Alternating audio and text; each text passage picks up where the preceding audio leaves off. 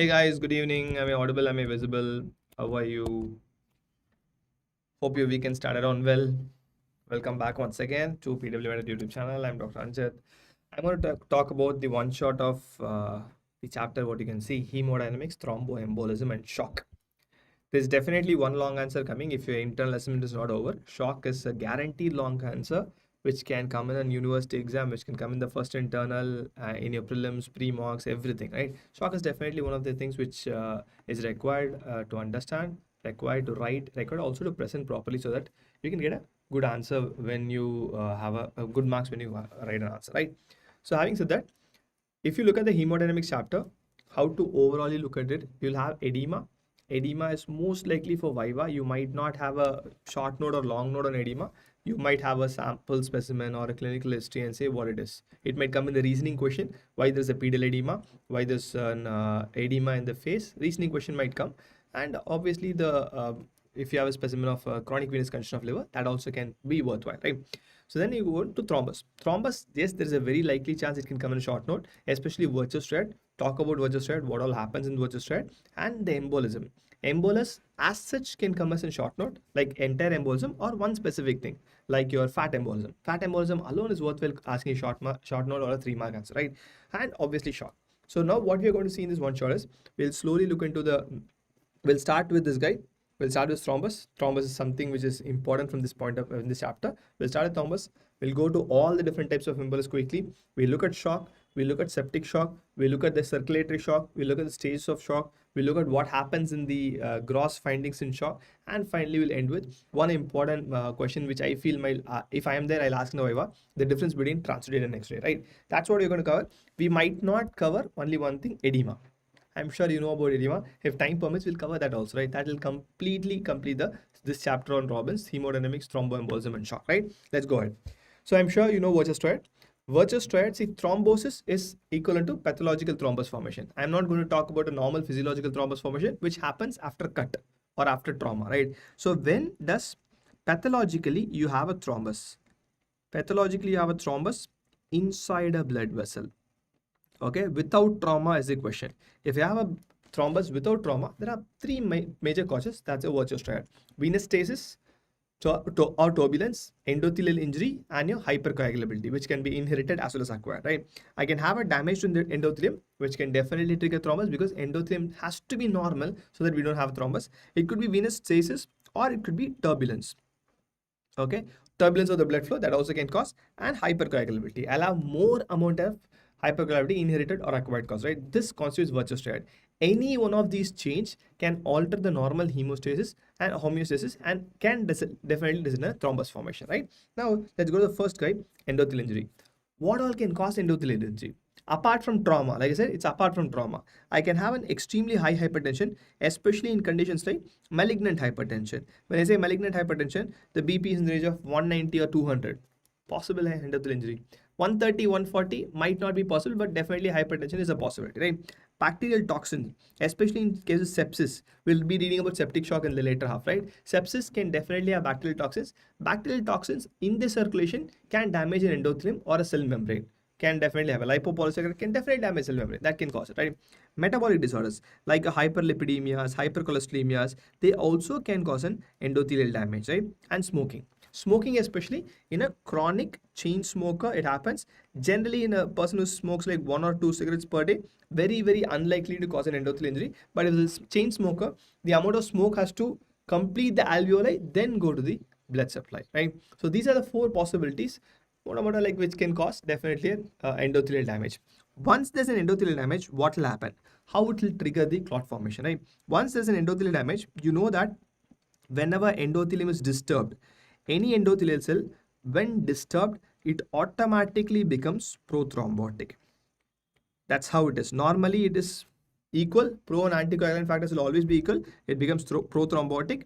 Okay. The easiest way I can tell you is a tiny endothelial damage will release factor 7, tissue factor, right? It automatically releases tissue factor. Once tissue factor is released, automatically it can trigger the clot formation. So I know what all can cause the endothelial trauma, and also I know in what way it can cause a thrombus formation. That's the first leg of Virchow Triad. Anything which can cause an endothelial damage, most commonly these conditions can trigger in a thrombus formation, right? The next one is your altered blood flow. Either it could be a venous stasis or it could be in turbulence in arterial circulation, right? There's two possibilities here. Either I can have an venous stasis, that also is an altered blood flow, or I can have an arterial blood supply which is becoming very, very, very turbulent. The moment it becomes turbulent, all the regular laminar blood flow gets affected and there's a possibility of thrombus formation. In which condition? In myocardial infarction, imagine you have a proper heart where this half of the heart is not working. What is black, shaded black color? So obviously, this heart alone is going to pump, which will cause irregular blood supply, right? It will definitely cause turbulence. So obviously, if an irregular pumping will cause turbulence. The same reason for arrhythmia. Arrhythmia as well as MI goes hand in hand. The heart is not pumping in a synchronous manner. It's asynchronous. Whenever this asynchronous pumping in the heart, that is by default is going to cause turbulence. Whenever there's turbulence, we'll see how it will cause a thromboembolism. Dilated cardiomyopathy, same reason. It's very big. So if its normal heart is like this, dilated cardiomyopathy, it becomes like this, right? So obviously I can have turbulence, I can have stasis, I can have everything, right? So your venous stasis, your varicose veins, all these could be venous stasis. Venous stasis could be a veins. We'll look into the hypercoagulability soon. Venous stasis could even be your rest, prolonged rest. A person is bedridden for let's say 3-4 weeks, not able to move everything. The soleus is not working. You can have venous stasis, right? So I can have a venous stasis or an arterial turbulence. Both of them can trigger thrombus. The next question is how and why, right? So whenever there's an altered flow, the same way we are going, like what we saw for endothelial injury, whenever there's an altered flow, one, the platelets and WBC come close to the endothelium. Normally it's laminar flow, it is the center, right? Now when the platelets and WBC, platelets especially close to the endothelium, when it comes close to endothelium, automatically it might be triggered, right? When it comes to endothelium, there might be a trigger. So once there is a trigger, I have a problem, right? Obviously, when platelets are triggered, you know that von Willebrand factor will come inside, can definitely cause a damage and can cause a clot formation, right? That's one. Okay. Next, second, there'll be pooling of clotting factors and anticoagulant factors. So once there's a pooling of clotting factors and anticoagulant factors, just because of a stasis or it's a very turbulent blood flow, heart is pumping fast in arrhythmia, in one place alone, it's being stayed back. This pooling of clotting and anticoagulant factors will definitely promote thrombus. This makes the entire blood vessel wall prothrombotic again. So the moment it becomes prothrombotic, I'll definitely have a risk of a thrombus formation, right? That's how an altered venous flow or an altered arterial blood flow will cause a thrombus. Third one is easy.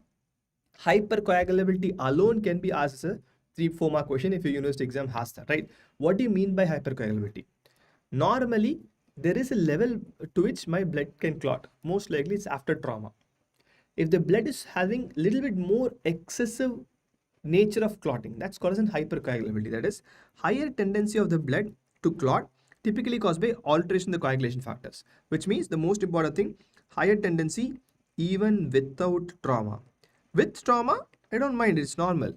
Even without trauma, if the blood is trying to clot, I call it an hypercoagulability, right? Perfect. So now we know about hypercoagulability. We have to divide the cause of hypercoagulability. It's a big topic. So we divide them into genetic factors and we divide into acquired causes. Definitely acquired cause is definitely much more common than genetic, but genetic is one which gives the euphoria, right? There are at least 2 mutations I don't want you to forget. One, factor V laden mutation, which is the most common. Can anyone tell me what will factor V laden mutation do?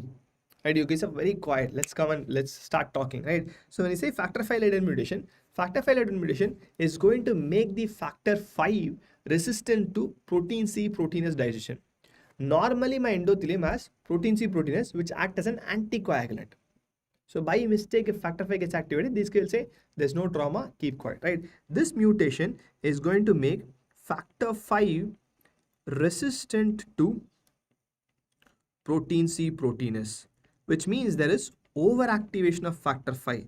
When there's overactivation of factor V, this results in clot formation. Obviously, when there's one clotting factor is overactivated, I'll definitely end up having a clot formation, right? It said that factor V laden mutation can increase the risk by 50 times. There's 50 times increased risk for both arterial and venous thrombus in this person, right? That's one of the most common inherited cause of hypercoagulability, which you have to know, right? Prothrombin mutation, as the name says, it auto-activates to thrombin without even requiring the clotting factor, automatically activates to thrombin, right? This will result in increased activation of prothrombin to thrombin.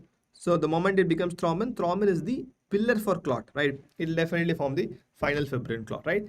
This, like I said, two things are must for me to remember. One is factor V, the second is homocystinuria. Because homocystinuria is a very well established fact. Not just that, homocystinemia or homocystinuria can be due to two types, right? I can have a congenital homocystinemia, right? It's not homocystinemia, fine, okay. And also I can have an acquired homocystinemia. So acquired is something which I'm more worried about, because if I diagnose them, I can treat and reduce the risk, right? So you have vitamin B6, pyridoxine deficiency, B12 deficiency can cause this. Congenital, like you can see, mutation in cystathionine beta synthase. Homocystin, there is a little bit of really vague evidence saying that it directly causes or increases risk of thrombus, but yes, it does increase risk of thrombus, increase in levels of homocystin in the blood. If you go and do a master health checkup, one of the things which we look is homocysteine levels, because known to cause increased risk of thrombus, which means increased risk of coronary artery disease as well, right? So these are two things which you should not miss: homocystinemia and a factor V. Apart from the right prothrombin, and these are all deficiency of anticoagulant factor. Okay, the first three were procoagulants excessive activation, right? These are deficiency of anticoagulant. If I don't have antithrombin 3, if I don't have protein C, protein S, obviously my risk of thrombus will be elevated. All these genetic causes. Genetic causes any day is going to be 1-2% maximum, mostly less than 1%. What are the acquired causes? Can anyone tell me one acquired cause of increased thrombus formation? We must have read about lots of acquired causes, right? One of the acquired causes, yeah, like I said in the start, prolonged bed rest, right? This increases venous stasis. The soleus pump will not work. Whenever venous stasis increases, the same routine. Washing out is a problem, excess activation happens, and your platelet comes to the corner, clotting factors comes to the corner, and automatically overactivation, right? Tissue injury. Whenever there's a road traffic accident or a big fracture, like multiple fractures in the body during road traffic accident, or a burn, this automatically increases the release of tissue factor. See, any tissue injury will increase the release of tissue factor.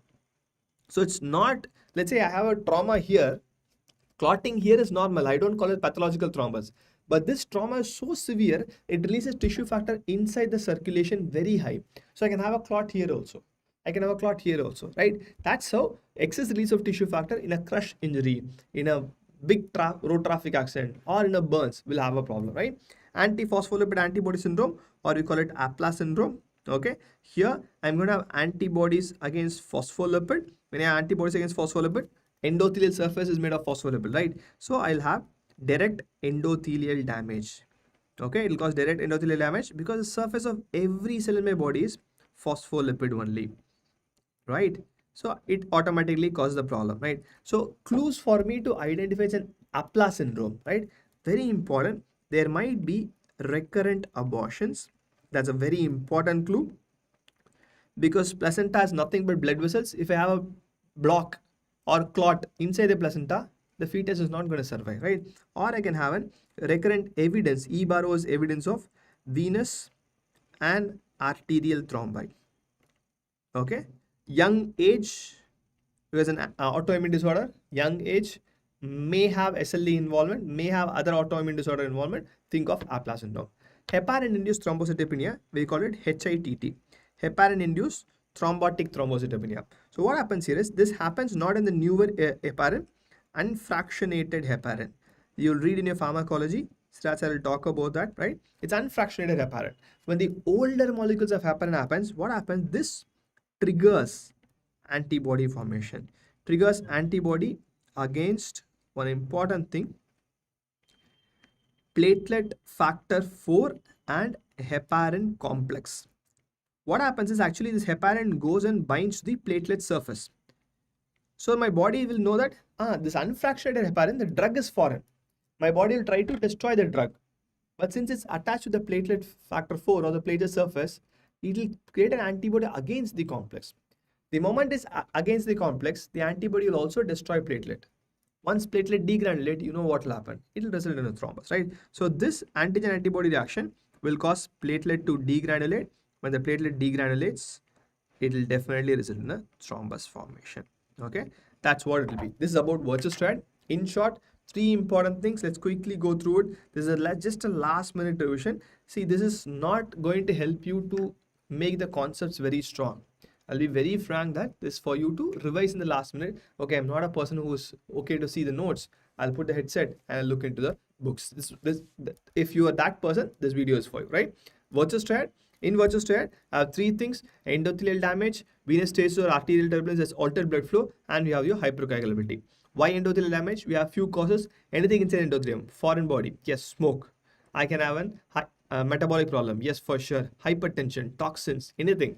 If endothelium is getting damaged, it's a straightforward thing. It will definitely cause a procoagulant state. We'll have a thrombus, right? Next, altered blood flow can be venous or arterial. Problems in the heart, myocardial infarction, arrhythmia, or you have your dilated cardiomyopathy. Or venous stasis. Platelets comes to the corner, clotting factors is getting stayed, anticoagulant factors not getting washed away, so automatically becomes prothrombotic, resistant to thrombus. Hypercoagulability is a tendency of the blood inherently to cause more thrombus formation without trauma. Genetic and acquired. Genetic, don't forget two things: factor V mutation and homocystinemia. Others, if you remember, write it: prothrombin problem, antithrombin problem, protein C protease deficiency, right? Then acquired causes. Prolonged blood rest, very important. Any hip surgery, any knee surgery, prolonged blood rest, anything causing prolonged abdomen surgery, causing prolonged blood rest, definitely a problem because of venous stasis. Tissue damage will cause excess tissue factor release. That also is a concern, right? And Laplace syndrome and HATD, heparin-induced thrombotic thrombocytopenia, right? Perfect. If the question says, apart from diagnosing or describing Virchow Triad, talk about thrombus. If it says talk about thrombus, please do talk about the lines of Zahn microscopically. Crossly, nothing much. It's a thrombus, a red jelly-like substances, that's all. Microscopy, you have to talk about lines of Zahn. Lines of Zahn is an alteration of the platelets, fibrin, RBCs. Platelets, fibrin, RBCs, right? The RBC is the reddish color and platelet fibrin will be kind of pale ones, right? So that is very important. Lines of Zahn is seen in both arterial and venous thrombus. If there's a blood flow, you'll have lines of Zahn, right? Now let's go to the second one. A short note on embolus. Any question which is there in a university exam needs to have a structure. So when they ask, write a short note on embolus, or let's say they have a history of fat embolism, and they ask what is the problem, and talk about the disease in detail, or the types, various types of them, right? So I need a heading. I need a tiny definition. Embolus definition, as per Robbins, is a detached intravascular. It can be solid, thrombus, liquid, amniotic fluid, gas, air embolism. It can be anything, not just solid, not just clot, right? That is carried by the blood from its point of origin to a distant site. That's very important. I have a problem here. I had a trauma here. So the air entered here, assuming. Blocking here is not a concern. If it blocks my head, is a concern. Amniotic fluid happens in the uterine areas, right? Having a problem in the uterine artery is not my main concern. Going systemic is the main concern, right? So whenever it goes to a distant place causing infarction or organ dysfunction, we call it an embolus, right? So what are types? We have pulmonary embolism. Okay. We have systemic embolism. Pulmonary and systemic is pretty much the same thing. The only thing is one is right side circulation, one is left side circulation. Venous circulation, arterial circulation. That's all, right? Then we have fat embolism. Very possible 5-mark question, very likely MCQ question as well, right? Then we have a little word about air embolism, and last but not least, amniotic fluid embolism. 5 types: pulmonary, systemic, fat, air, and amniotic fluid embolism. Fine. First, about pulmonary embolism. For everything, what do we require? Source and the route of thrombus or the pathogenesis a little bit. Same for source for pulmonary, source for systemic, source for fat, source for air, and amniotic fluid. For everything, I read this heading. I need a source. I need how it will cause the problem, and if possible, the outcomes of clinical symptom. A structure is important for me to write in an exam, right? So source of pulmonary embolism, right? Source is venous stasis, right? It's mostly the deep veins. Okay, it's a deep vein thrombus or a superficial vein thrombus. It's generally the lower limbs. The origin is generally the lower limb veins. So when that happens, from that place, it gets cut and detached and goes away, right? From a lower limb, it will automatically be detached. That's when it becomes an embolus. It goes to the right side of the heart. which means right atrium, right ventricle goes to the lungs, and in lungs they will be settled. Because lung has very tiny meshwork of capillaries, right? So there's a tiny capillary automatically be settled. It will block the lung capillaries. What will be the outcome? The outcome is based on how big the impact is and how many impacts, single or multiple, right? Most often, 60 to 70% of them are clinically silent. The maximum I can have is tachycardia. Please do remember this when you go as an intern. If someone who's at risk of pulmonary embolism says tachycardia, please watch. Just tachycardia. 60-70% will be tachycardia. I have a problem. I have a deep vein thrombus. There's a possibility it can come back again, right? I can have a sudden cardiac death if more than 60-70% of the lung parenchyma is involved. If it's a big thrombus, 60-70% of lung parenchyma is involved, by default I can have a cor pulmonale. The patient can suddenly collapse with a heart failure. But it's very rare, very significant chunk should be destroyed, right? Recurrent embolism, today a tiny embolus, blocks a tiny capillary, destroys a bit of lung. Tomorrow, day after, like that, a year or two, right? Tiny recurrent causes tiny infarcts, which might not be relevant for me acutely, but it's tiny infarct followed by fibrosis. So over the period of time, what happens is it will increase the blood pressure, which might result in pulmonary hypertension. Imagine the entire lung, which is like a sponge, slowly every single day, little bit of it is becoming fibrosed. What will happen? Automatically the blood required to push the pressure will increase, right? That's resistant pulmonary hypertension because of more resistance, right? Saddle embolus, again a very rare instance when you have the thrombus in the bifurcation of the artery, which is saddle. At the bifurcation of pulmonary artery, which looks like a saddle, we call it a saddle embolus. Okay, that's an image from Robbins. You can draw an image. It's easy to draw. Put an artery which is bifurcated and in between blocking something like a saddle, like a horse's saddle. It sits saddle embolus. Saddle embolus will definitely cause sudden death, right? Definitely don't forget the next one. These are the normal clinical symptoms. Normal things now will help you to pass. If you're someone aiming for a bigger one or in viva, you have to answer questions to go to a distinction or honors, look for this. Paradoxical embolus. Normally, as per the pathogenesis, from the vein goes to the right side of the heart, blocks in the lung. That's all. But if a venous embolus, okay, if a venous thrombus, which is resulting in an embolus, goes and blocks a systemic vessel, how it will happen? That is paradoxical. Generally, it will not happen. A vein will go to the right side of the heart, will go to the lungs and get deposited there. It cannot escape lungs. Lung has capillary network. If it escapes lungs, it will escape anywhere in the body. It will not be blocked at all, right? So venous going there, the only possibility is in the right side of the heart, I have problems. Let's say there's an ASD, atrial septal defect. Via the defect, the right side of the heart, the embolus from the right side of the heart will go into the left side of the heart via the defect of ASD or VSD. From there, it goes to systemic circulation. It is paradoxical. It's not the routine route, so we call it an paradoxical embolism, right? Do write them. This will give you an understanding from the examiner. Okay, this student knows the normal and also the rare scenarios. That's all, right? That's about pulmonary thromboembolism. Systemic is not that important, right? Systemic thromboembolism, the source most likely is heart. Heart in that arrhythmia or an MI. If a thrombus is in the heart, we call it a mural thrombus. Mural meaning is muscle, right? It's a thrombus attached to the cardiac muscle, right? Or it could be any aneurysm. Aneurysm also will have stasis, right? Which can also have a thrombus from an abdominal-aortic aneurysm, from a myocardic aneurysm, it can go, right? Outcome, whichever organ it blocks, it will have a problem. If I have a tiny embolus coming and block my finger, I'll have gangrene on the substance, right? It's based on the vessel occluded. It's simple. Based on the vessel occluded, it will cause a problem. It will cause an issue, right? I can have a renal infarct. Okay. If it's there, the bifurcation of the renal vessel, I can have an infarct of the entire organ. Possible, right? From atherosclerosis also, I can have an embolus. That also is possible, right? Or I can have something called peripheral arterial disease.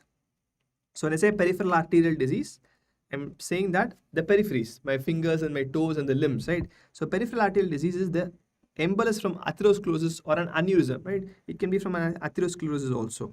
Is going and blocking the peripheral artery. Okay. Fine, which might cause gangrene of the foot, gangrene of the toes, all my fingers, possible, right? So it based on where it's occluding, I'll have an outcome, right? That's about simple short about systemic embolism. Not much important because I cannot extrapolate the history. Head, if it affects, it will cause a stroke, it'll cause an MI, it'll cause a splenic infarct, liver infarct, wherever it's affected, right? Next is important. This alone can come as a short note, fat embolism. Please remember, whenever you think of fat embolism, don't even by mistake say that it's in fat blocking the blood vessel. It's not primarily fat, it's bone marrow's fat. It's not the adipose tissue from the subcutaneous place or from your tummy, right? So the source is generally a long bone fracture, like a femur. Most likely femur, because femur is one of the biggest bone. So when it's fractured in an adult, you know by default, the marrow becomes an yellow marrow, right? It's a useless marrow. It becomes yellow in color, filled with fat. So once the bone breaks, by default, the bone marrow plus fat. Okay. Great, Jessica. The bone marrow plus fat enters the circulation. How do they enter circulation? Because of trauma. If a bone is broken, obviously the vessels will be torn. Via that it enters circulation. Once it enters circulation, it can enter into deposit the lung. That's a concern. It can deposit the CNS. That also is a concern. The biggest important thing is fat now is not like any normal tissue. The bone marrow fat is an inflammatory tissue. It can activate clotting cascade. The fat itself can activate clotting cascade. So the patient might have something called DIC, disseminated intravascular coagulation.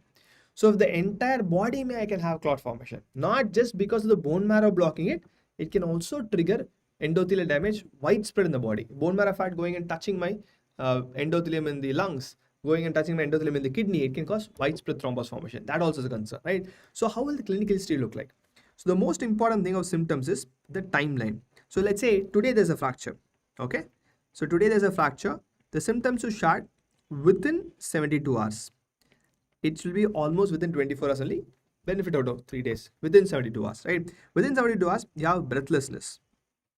Classical, which means I'm having problems in the lung. They have headache, confusion. Classical, which means there's a problem in the CNS. I'll have a blocked, it is blocked the CNS, right? Most importantly, this finding will be there in the symptoms. Petechiae. Petechiae is nothing but tiny areas of hemorrhage. Why it's happening is, like I said, it'll have DIC. DIC will consume all the platelets, right? This is because of reduced platelet count. That also can be in your CBC. If they are giving a complete blood count, it will show that there's a thrombocytopenia. The reason of thrombocytopenia, this guy. DIC's other name is consumption coagulopathy. It will consume everything. It will consume the platelet and the clotting factors. It's consumption coagulopathy. Because of that, there will be a petechiae. I'll have petechial rashes, headache, confusion, breathlessness after a road traffic accident, after a fracture of femur, pulmonary embolism. By default, pulmonary embolism. If at all you want to draw a microscopy, don't just draw fat alone. I'm sure you can easily identify fat. Fat will be clear. It also the blue dots, the blue dots. These are your bone marrow elements, right? You'll have bone marrow elements, fat, and obviously along with that you'll have a clot formation. So the pink color is the proteinaceous tissue is blocking, right? This is your vessel. This is an image from Robbins. I'll have the bone marrow and the fat blocking the circulation, which causes fat embolism. Fine. Neat. You need the time. Time is very, very important for us to understand fat embolism, right? Then let's go to air embolism. Air embolus, mostly obsolete. We don't have much case of air embolus. Source, very, very artifactually, if you have to, I'm forced to write it, right? Source, I can say that a neurosurgery, because in neurosurgery, the surgery happens in a sitting posture. Because of sitting posture, there is an atmospheric pressure difference, so the air can be sucked inside into the cranial cavity once they open it. But it'll never happen because I have control conditions. We know there's a risk, we'll definitely mitigate the risk, right? Second, there's a possibility in air embolus, you can have it in your IV cannulation. Not when you put a venflon, when there's a stenting procedure, when there's an angiography, angioplasty happening. Possible, right? IV cannulation, especially your angio procedures, can have it. Not again, not must, but possibility to have it, right? Last but not least, this is an older condition, which again because we have an awareness, we don't have a problem, which is decompression sickness. Okay, compression sickness in your deep sea divers. So what happens if a person is going to inhale the air in a normal atmospheric pressure, goes down and comes up rapidly, right? The only problem here is the rapid ascent. The rapid ascent, what it causes, the dissolved nitrogen, okay, in the blood, in a rapid ascent will become bubbles and it will block the vessel. It's very classical to block the vessel in the muscle area.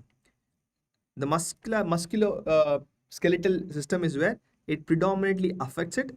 So there'll be an intense pain in the muscle. Because of that, we call them bends. The people will be looking like that, right? Bends. Intense pain in the muscle. In case of chronic decompression sickness, we call it Caissen's disease. There's a possibility I can have an avascular necrosis of femur. The head of the femur can have an avascular necrosis of the head of a femur. Right? Again, it's musculoskeletal predominantly. There'll be muscle problem also, there'll be bone problem also, which is classical, right? Again, I don't have a problem at all because of air embolism, because we know this, even in physiology must have, right? So either they come up slowly so that the bubble will not happen, it'll slowly dissolve and I'll exhale it.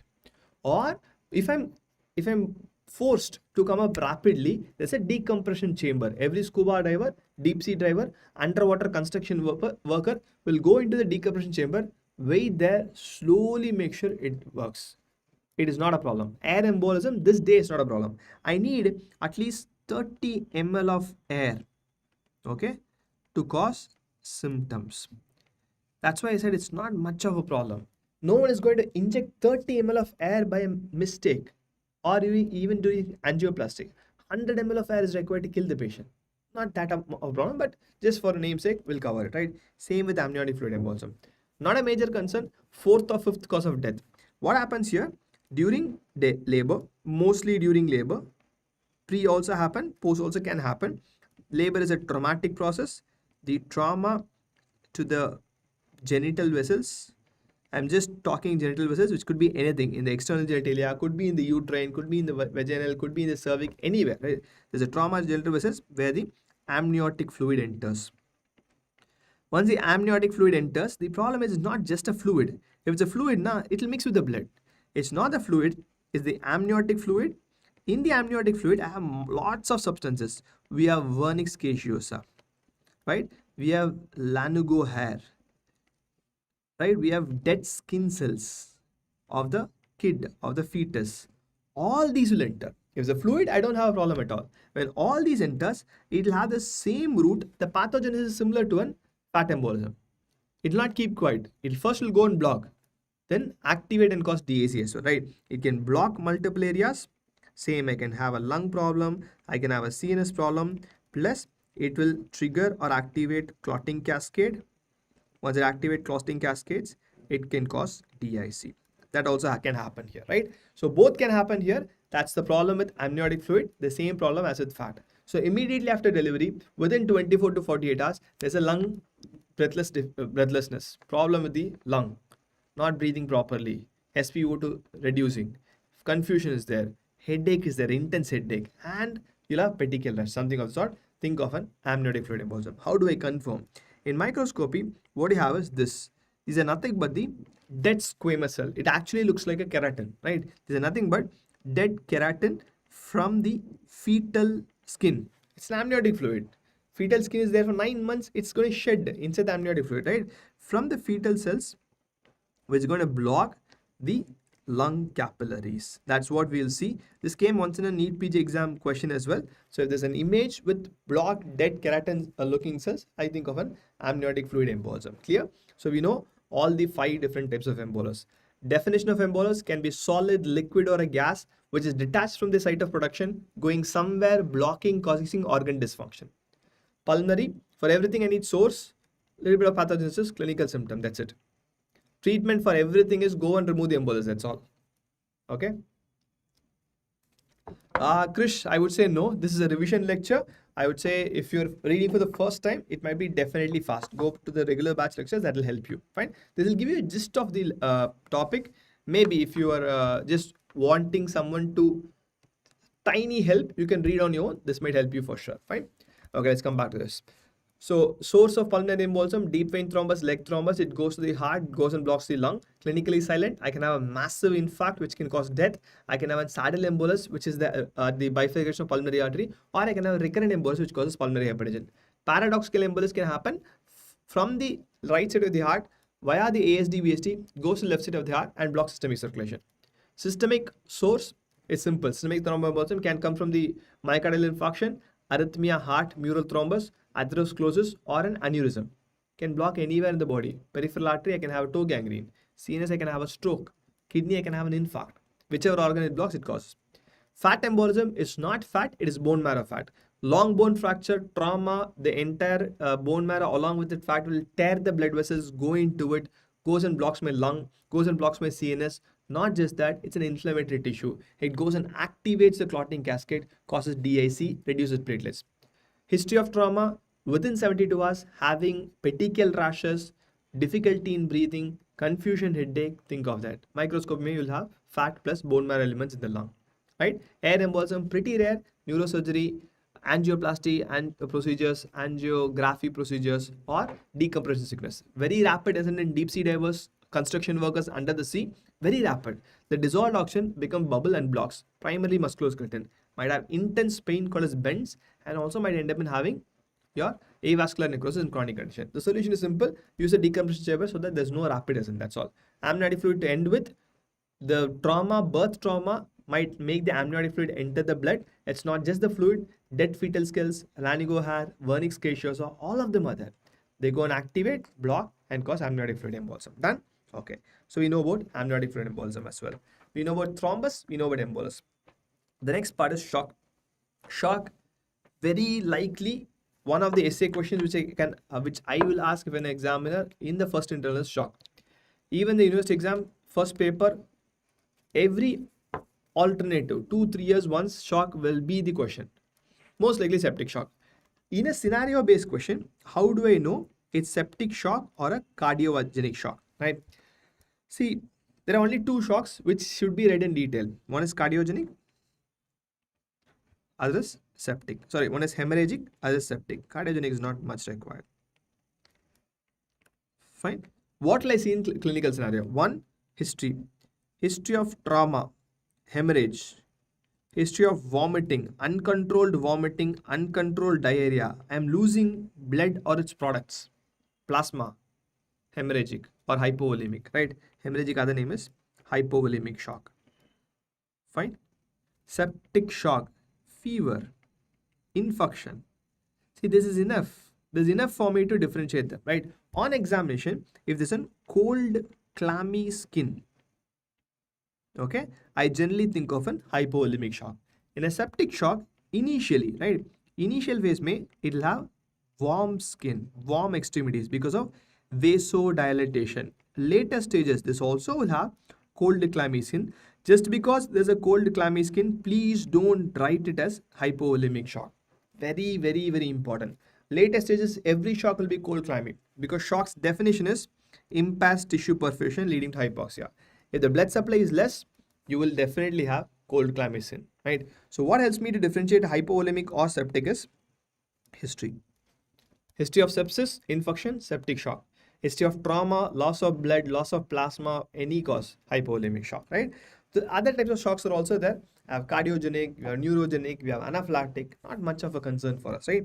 So here, hypovolemic shock, simple principle, okay, loss of blood supply, loss of blood, whatever is there, it's been lost, reduced plasma or reduced fluid, reduced circulatory volume, cardiac output is less, hypotension is there. When hypotension is there, tissue cannot be perfused. As simple as that. This is the gist of pathogenesis. It's your capability or your capacity on how big you can expand with. History of trauma, 2 ml of blood loss, this is what happens. Stages, we look into it soon, right? Example, anything of this. Burns and hemorrhage are the major cause, right? Then cardiogenic. Any cardiac damage, heart fails, cardiac output cannot be there. It's not a rocket science. Everyone knows that there will be hypotension and hypovolemia. We'll have shock by default, right? Next, we have your neurogenic shock. In neurogenic shock, the sympathetic parasympathetic system is nervous system that controls blood vessels vascular tone. Let's say I have a complete transection of spinal cord here, gone. Every vascular tone will be gone, right? So loss of vascular tone results in peripheral pooling of blood.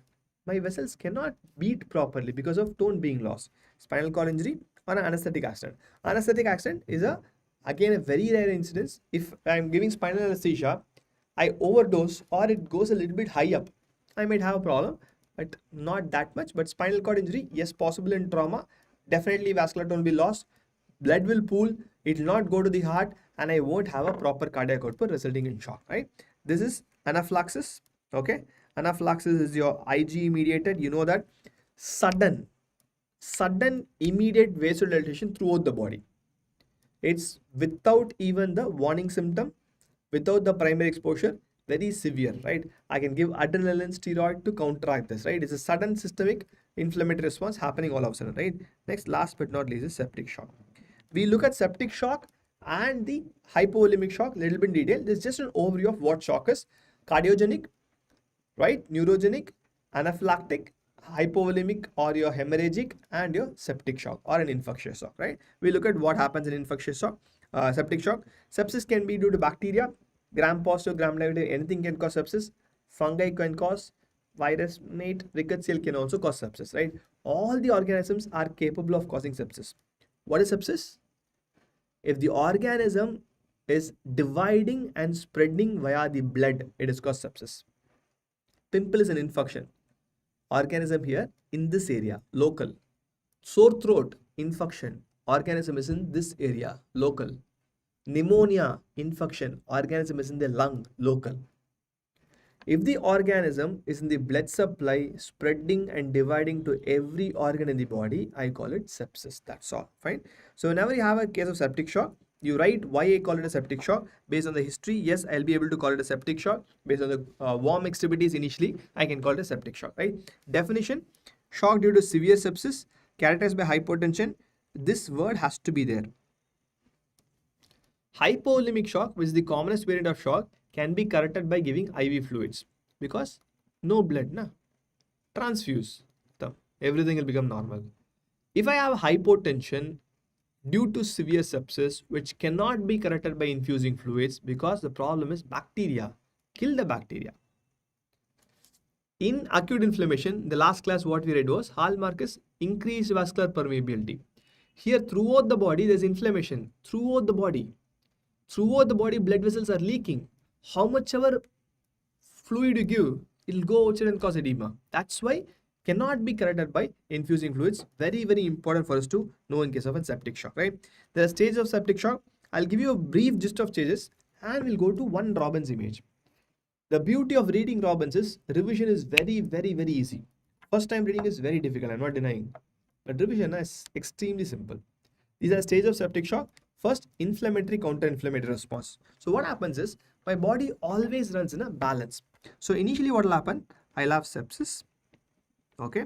So I'll have sepsis. Sepsis is nothing but an infection. So there'll be an increased inflammatory cytokines throughout the body, which will cause acute inflammation throughout the body. So there's a fire. My body thinks that, oh, there's something which I cannot handle. So what will I do? I'll turn on the negative switch. So what happens here? Automatically there'll be increased steroids. Anti-inflammatory, na? So I'll end up having an anti-inflammatory response because I have to control the inflammation. Otherwise my fever for 105, 106, the patient might die. So I have a counter-inflammatory response. The problem with counter-inflammatory response is this will actually cause the bacteria to divide more. Bacteria will be happy. Inflammation was damaging the bacteria, but the counter-inflammatory response is making the sepsis even more proliferate. So it's a cycle. Chicken or the egg situation. I don't know what to do. If I'm going to throttle the inflammation, body cannot do anything. It might get exhausted and die. If I say, let's slow down, bacteria will say, thank you, I will divide and I'll kill. That's one. Because of this inflammatory, counter-inflammatory response going on in the blood, because sepsis happens in the blood, I'll have endothelial damage. Endothelial damage primary can be due to the bacterial toxins. Like we read in the Virchow Triad, toxin can cause a damage, right? Or your cytokines can cause a damage. Or your WBCs can cause a damage. The moment I have an endothelial damage, Virchow Triad comes inside, it becomes a procoagulant state. By default, it becomes procoagulant state, right? So as a procoagulant state, it's again systemic. It's not a problem in my finger or my toes. It's systemic procoagulant state. That is nothing but DIC. This systemic procoagulant state, what it will do, it might cause thrombus in multiple organs. Once there's thrombus in multiple organs, what will happen? It will cause organ dysfunction. We call it multi-organ dysfunction failure or dysfunction syndrome modes. If I have a thrombus in my kidney will stop functioning. If you have thrombus in my CNS, some part, CNS will stop functioning. It's one by one by one. In between, the metabolic abnormalities is going to make my life even more pathetic. So what happens? I'll have, because of the excess glucocorticoids, that's by default is going to happen, no? Because of the counter-inflammatory response, I'll have more and more and more insulin resistance. Insulin resistance will increase my blood sugar. Hyperglycemia will reduce my immunity. That's a problem. Okay. One more important metabolic disturbance is lactic acidosis. Never forget these two. Others are fine. Whenever there's DIC, there's hypoxia. Hypoxia makes my aerobic glycolysis move to anaerobic glycolysis. Once it moves to anaerobic glycolysis, what will happen? It'll end up in having lactic acid. So it results in acidosis, right? So this is because of hypoxia-induced anaerobic glycolysis. Because of that, I'm going to have again a problem. Okay, this is what will happen in metabolic abnormalities, right? This is very important. Both of them are important for us to know. Both should be there in the exam, right? Perfect. So this is what happens. Like I said, these are the stages. Essay, you should be able to write at least 2 solid points every stage. 5 stage, 2 to 3 solid points, more than enough. But compilation of that in the form of flow chart makes it much more appealing. See, this is an image from Robbins. It's a beautiful image from Robbins. That's why I always tell the students, go with Robbins. It is difficult at the start. I am not denying. What comes easy is not going to stay there forever. What comes difficult will definitely be worth it for you, right? Let's go into it. So what happens is, first microbes. That's where sepsis starts, right? PAMP is your pathogen-associated molecular patterns that will trigger my inflammation. Once I have neutrophils, monocytes activation, complement activation, that also can activate factor XII directly, microbial products, right? It can cause endothelial damage. Once I have endothelial damage, what happens? This makes me procoagulant state. Along with endothelial damage, factor VII, factor XII activation makes it a procoagulant state. Primarily tissue factor. Tissue factor starts everything and causes thrombus, DIC. The thrombus will cause multi-organ failure, will cause organ dysfunction. Simultaneously, like Jessica said, I'll have cytokine storm. Too many cytokines here, right? So there are too many cytokines. Again, the same outcome will happen. I'll end up in having the cytokines will cause adhesion molecules more, and that will cause endothelial activation. That will cause vessel leakage. That will again reduce the blood supply, causes organ dysfunction. At the same time, the same cytokine also will cause metabolic abnormalities. Insulin resistance, hyperglycemia. Hyperglycemia again is going to be counterproductive. It will reduce my immune system, will cause bacteria to divide more. Again, the same routine, right? This is what happens in case of a septic shock. One single image, half a page in Robbins, can help you recollect this entire pathogenesis anywhere. 5 headings, 2-3 points, draw it, compile, more than enough. Right? This for septic shock. How do I diagnose? I do a blood culture, give culture specific antibiotic, make sure the end organs are saved. That's what supportive treatment, and this is antibiotic therapy, right? If I'm going to talk about hypovolemic shock, history of trauma, pathogen is simple. I lose blood, my body is going to have a reduced cardiac output. I'm going to have shock, right? In hypovolemic shock, these stages of shock are actually for hypovolemic shock. For septic shock, the stage of reversible, irreversible, and your A progressive will not work. The non-progressive, compensated, reversible is for septic shock, is for hypovolemic shock, not for septic shock. For septic shock, I have different ways. For hypovolemic shock, I have different ways. Okay, so first is non-progressive, compensated or reversible stage, right? Let's say this reduced blood volume. What do you guys think my body will do? My body will automatically compensate, right? Whenever there's reduced blood volume, my body will try to redistribute. Fingers and toes does not require blood. Constriction go to heart and the brain, right? So automatically the first thing is it'll have redistribution. So redistribution happens where there is more blood supply to the vital organs. That's my salvage. That's reversible. My body is trying to take care of things, right? During this time, what will happen? There definitely will be tachycardia. Because half of this, a little bit of blood loss is there, I have to compensate. I'll have tachycardia, right? And there'll be kidney now will slowly conserve fluid because already fluid is gone, less in my body. RAA system will activate. RAA system will make sure there's reduced supply to the kidney and there'll be fluid excretion or fluid will be conserved by the kidney. Okay, because of renin, angiotensin, aldosterone activation, fluid conserved by kidney. Ultimately, what my body is doing, my body is trying to take care of the excess fluid loss. This is the first step. In this time, I'm going to identify the patient. Patient came to the hospital. I'm going to give fluids or blood supply, blood transfusion will come back to normal. If I'm not able to do this, I'm not able to do anything, still there is blood loss, no one took care, right? It goes to the next stage. If there's still fluid loss, in spite of me doing, my body doing the damage control, it goes to progressive stage. What happens to progressive? If it's not corrected, it goes to progressive. In progressive, more and more and more and more less blood supply, right? There's more and more and more less blood volume. This blood volume, once it becomes less, it will cause widespread hypoxia. Slowly my organs will lose blood supply. Let's say same finger, I'm losing more and more and more blood supply. Can I say in this tissue there'll be anaerobic glycolysis? Acidosis will happen, right? So there'll be widespread hypoxia if not taken care of. Widespread hypoxia will cause anaerobic glycolysis. My body has to survive by some means. My cell has to survive by some means, right? This will cause lactic acidosis. The problem with lactic acidosis is a metabolic problem throughout the body. It's not localized, right? So this reduced pH will cause dilatation of blood vessels, right? This pH change, that is acidosis, will dilate vessels.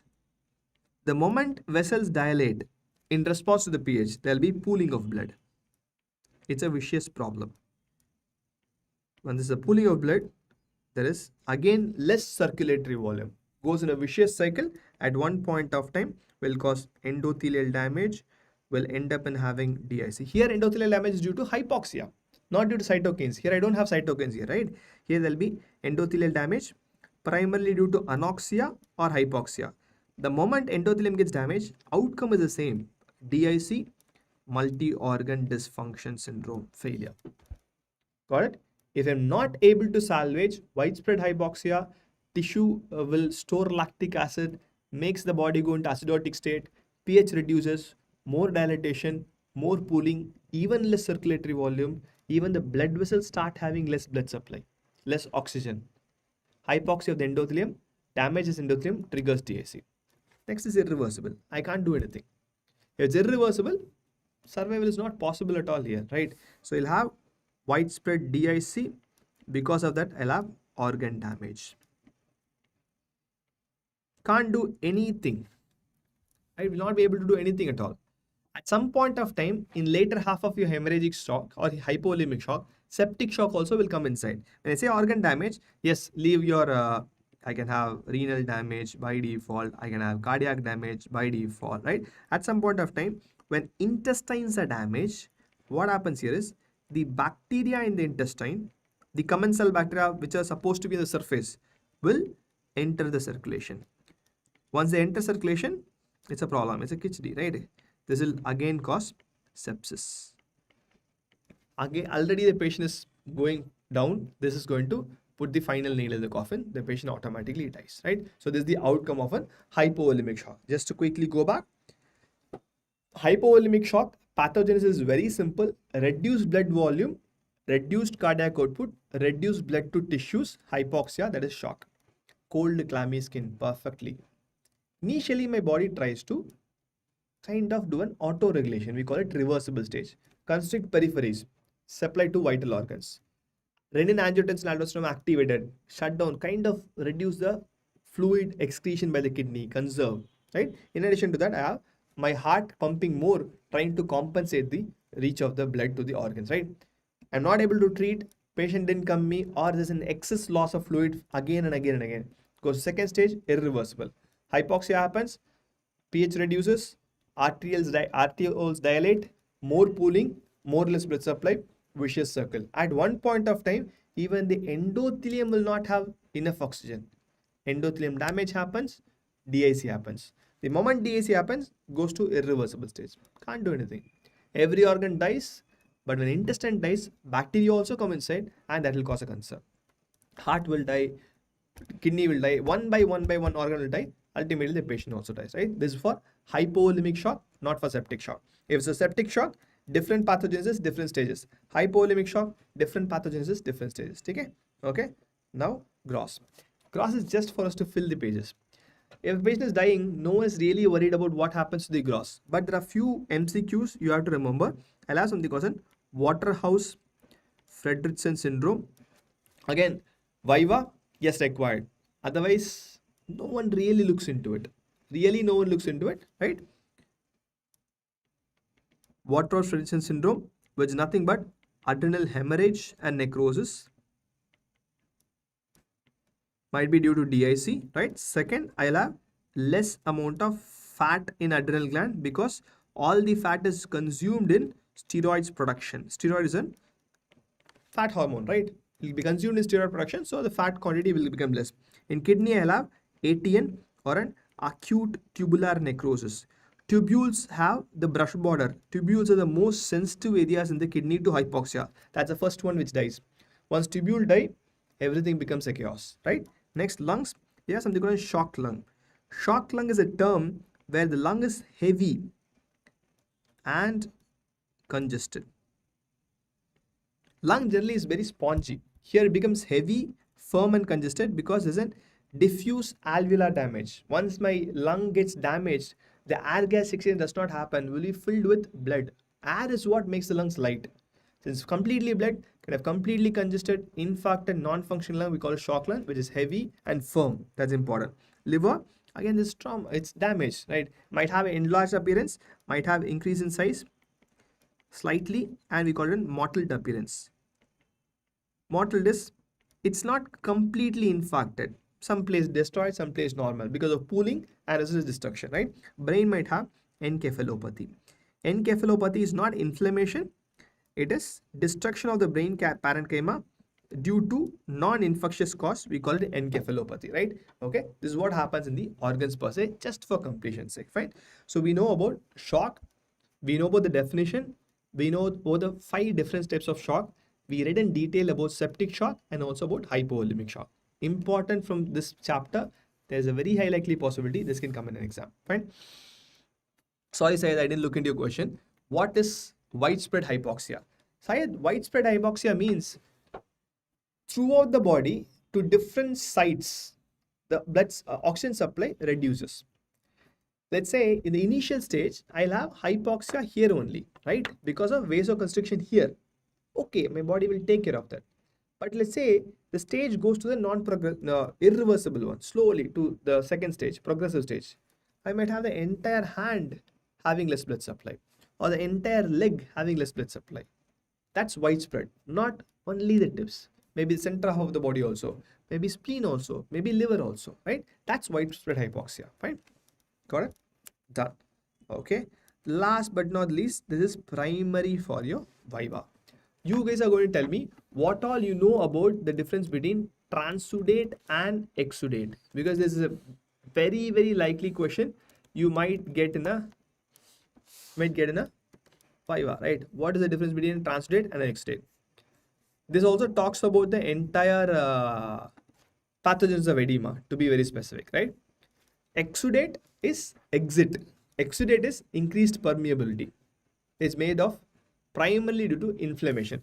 Exudate is equivalent to inflammation. It's inflammatory edema, where the primary problem is, primary pathogenesis is increased vascular permeability. It's an acute inflammation, that's all. In an acute inflammation, I'll have exudate. Exudate is equal to inflammatory edema. Transudate, it is primarily non-inflammatory edema. How will edema happen in a non-inflammatory cause? You know it. Alteration in the Frank-Starling forces, that's all. If the hydrostatic pressure increases, push. Oncotic pressure reduces, the pull is reduced, right? So that's what happened, right? Either an increased hydrostatic pressure or an reduced oncotic pressure. Reduced oncotic pressure, where do you see? Protein loss, albumin loss, nephrotic syndrome, cirrhosis, heart failure, hydrostatic pressure becomes more, right? So examples of transudate, cardiac failure is one of the best example for transudate. Exudate, inflammation. Exudate is actually pus. Exudate is equal to pus. If I look at the fluid, exudate will generally have a bit of an whitish, sometimes even reddish color. Some infection may be very severe. I can have a serosanguinous discharge, right? So grossly, transudate is generally clear fluid. Here, you'll be whitish because of the pus, or sometimes plus or minus blood. I can have serosanguinous because of a bigger problem as well, right? That can happen. Exudates have, in microscopy, has more cells. There'll be increase in cells here. There'll be increase in protein here, because all the inflammatory cytokines are proteins, right? Right? Specific gravity also will increase, right? Because of increase in protein, there'll be increase in specific gravity. SG is specific gravity. Why? We'll write specific gravity, right? There'll be increase in specific gravity. If you want to remember the number, remember, otherwise just write increase in specific gravity. 018, more than that, I call it an increased specific gravity. Fine, done. On the other hand, transudate will have less or nil cells. I won't have cells. I won't have inflammatory cells, right? Reduced protein. I won't have pus. I won't have inflammatory cells. Nothing. Specific gravity will be less than 1.018. Everything's low. But one thing which might help me is the glucose count. Glucose count in an exudate is reduced because the bacteria, whatever is dividing there, is going to consume glucose, right? There'll be reduced glucose here of the fluid. Here maybe equivalent to or equivalent to your plasma glucose. Whatever the plasma glucose it is, it'll be the same because there's no one to consume the glucose and exhaust it, right? That's what happens in exudate versus transudate, fine? Okay, these are few things which I want you to remember. You might come in a viva, or if your university has 2-mark question, there's a possibility they can ask in a 2-mark question. If it's a 5-mark, write first about transudate, the exact mechanism by which it causes. Talk about Frank-Starling forces. Talk about outward pressure. Talk about inward pressure. Talk about causes in detail. Exudate, inflammation. We read last class. Increased vascular permeability. How endothelial gap form. Write that as the etiology. Then one by one, right? It's easy to expand the question. It's difficult to make it shorter, right? Okay, that's about exudate and transudate. So let's go back. So what we saw today was, we saw about thrombus, Virchow Triad. We saw about all the types of embolus. We saw about the 2 major causes of shock. We ended with edema and exudate and transudate, right? That's all is available in this chapter. Thromboembolism and shock. There are few tables which is I have left. If you have to complete it fully, go back to the Nischay batch. Go and look into your antemortem clot, postmortem clot. That something might help. Arterial venous thrombus, I have left it, and also maybe the exact cause of edema. Fine, okay. So that's all for today. Tomorrow is a Sunday. I think you will have pharmacology one shot. This month is about one shot where we are trying to cover everything at a go, one chapter at a go. So if you have studied already, this will be a very, very good revision source. Okay. In your PW Telegram group, you'll have the notes. If you're not there, go there.